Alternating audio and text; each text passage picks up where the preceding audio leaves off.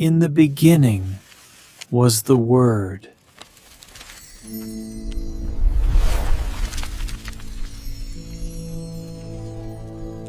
누구나 살면서 이제 정말 끝이다 싶은 순간을 만나죠. 모든 게 무너져 내린 것 같은 그 막막한 순간, 바로 광야에 홀로 서 있는 기분일 텐데요. 오늘 이 시간에는 바로 그 절망의 순간이 어떻게 완전히 새로운 시작점이 될 수 있는지 한 목사님의 메시지를 통해 성공을 위한 두 가지 공식을 한번 살펴보겠습니다. 자, 이야기는 한 남자로부터 시작됩니다. 이름은 야곱. 아무것도 없는 텅 빈 들판에서요, 딱딱한 돌을 베개 삼아 잠이 든 모습, 상상만 해도 처량하죠. 이야말로 실패와 절망을 보여주는 가장 극적인 장면이 아닐까 싶습니다. 목사님은 바로 이 야곱의 이야기를 통해 어쩌면 우리 모두가 인생에서 한 번쯤 마주할 수 있는 근본적인 문제를 조명합니다. 내 모든 계획이 완전히 실패하고 아무것도 남지 않았을 때 우리는 대체 무엇을 해야 할까요? 사실 야곱은 굉장히 영리하고 야망도 넘치던 사람이었습니다. 그런데 그의 선택들은 결국 그를 이 차갑고 외로운 광야 한복판으로 내몰았죠. 자신의 힘과 꾀가 완전히 바닥난 순간입니다. 그런데요, 목사님은 바로 이 모든 것이 끝났다고 생각된 순간이야말로 그의 인생에서 가장 중요한 전환점이 되었다고 강조합니다. 그렇다면 이렇게 실패에 직면했을 때 세상은 보통 우리에게 뭐라고 조언할까요? 목사님은 우리 사회가 흔히 말하는 아주 표준적인 성공 공식을 먼저 설명해 주십니다. 이 슬라이드 되게 흥미로운데요. 목사님께서 이 세상의 공식이 무조건 틀렸다고 말씀하시진 않아요. 실력도 있어야 하고 좋은 관계도 맺어야 하고 끈기 있게 노력하는 거 당연히 중요하죠.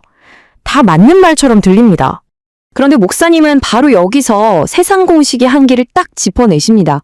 야곱을 보세요. 그는 성공에 필요하다는 이 모든 요소를 다 갖춘 사람이었어요. 그런데도 결과는 뭐였죠? 돌베개를 베고 자는 신세였잖아요. 이건 뭘 의미할까요? 바로 세상의 공식만으로는 충분하지 않다. 분명 다른 길이 있다는 증거 아니겠습니까? 자, 이 표를 보시면 목사님의 메시지가 한눈에 들어옵니다.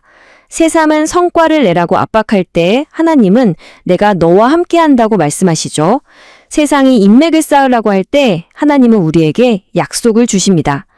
우리가 꾸준함으로 버텨야 한다고 생각할 때 하나님은 우리 삶에 목적을 보여주시고요. 이건 완전히 다른 패러다임입니다. 그리고 야곱은 꿈속에서 바로 이 두 번째 공식, 완전히 다른 공식을 받게 됩니다. 이건 그의 노력이 아니라 하나님으로부터 온 신적인 약속에 기반한 것이었습니다. 그러니까 핵심은 바로 이겁니다. 인생의 가장 밑바닥, 가장 약한 그 순간에요, 야곱은 자신의 성과나 능력과는 전혀 상관없이 하나님의 함께하심과 보호, 그리고 목적에 대한 절대적인 보증을 받은 겁니다. 내가 책임지겠다는 약속이죠. 이 약속을 믿는 것이 모든 것을 바꿨습니다. 목사님은 이때부터 야곱의 삶이 이 하나님의 공식을 활성화시킨 아주 중요한 세 가지 태도로 특징 지어진다고 설명하십니다. 자, 그 첫 번째 태도는 바로 우선순위에 관한 것입니다. 야곱이 과연 무엇을 가장 중요하게 여겼는지 한번 살펴보시죠.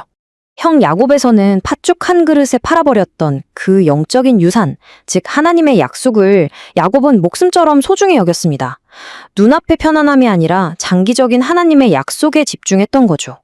목사님은 우리의 초점 역시 우리를 향한 하나님의 사명에 딱 맞춰져 있어야 한다고 강조합니다.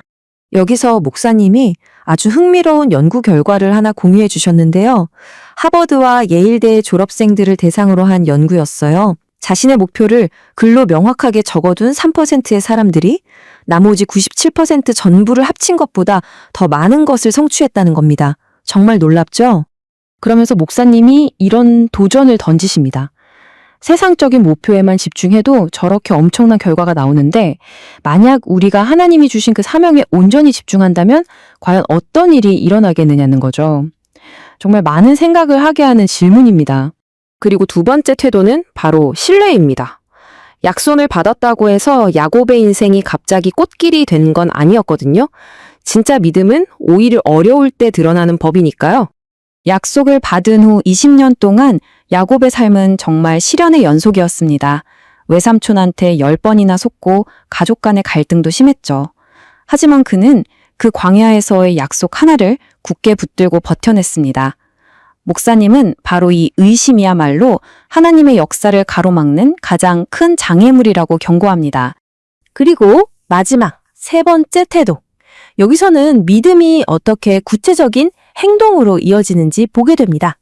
머리로만 아는 게 아니라 삶으로 살아내는 것이죠. 목사님은 믿음이 절대 수동적인 게 아니라고 강조합니다. 야곱은 잠에서 깨자마자 바로 행동했어요. 자기가 베고 자던 그 돌베개로 제단을 쌓아 예배했고 혼돈의 장소를 하나님의 집으로 선포하며 관점을 바꿨습니다. 그리고 하나님께 11조를 드리겠다고 서원하면서 구체적인 헌신을 약속했죠. 자, 그렇다면 이 야곱의 이야기를 통해 우리가 얻을 수 있는 궁극적인 교훈은 무엇일까요? 목사님은 이 오래된 이야기를 바로 오늘 우리의 삶 속으로 가져옵니다. 이 메시지는 우리의 고난을 완전히 재해석하게 만듭니다.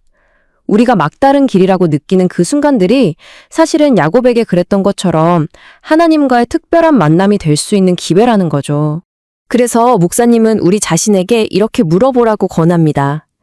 내 삶의 어느 곳, 나의 이 힘든 싸움과 불확실함 속에서 혹시 하나님이 바로 지금 나와 함께하고 계신 건 아닐까 하고 말이죠. 그리고 이것이 바로 야곱의 마지막, 가장 심오한 깨달음입니다. 어쩌면 진정한 희망은 우리가 이 광야를 빨리 탈출하는 데 있는 게 아니라 야곱처럼 바로 이 자리에서 하나님께서 처음부터 늘 우리와 함께 계셨다는 사실을 발견하는 데 있는 건 아닐까요?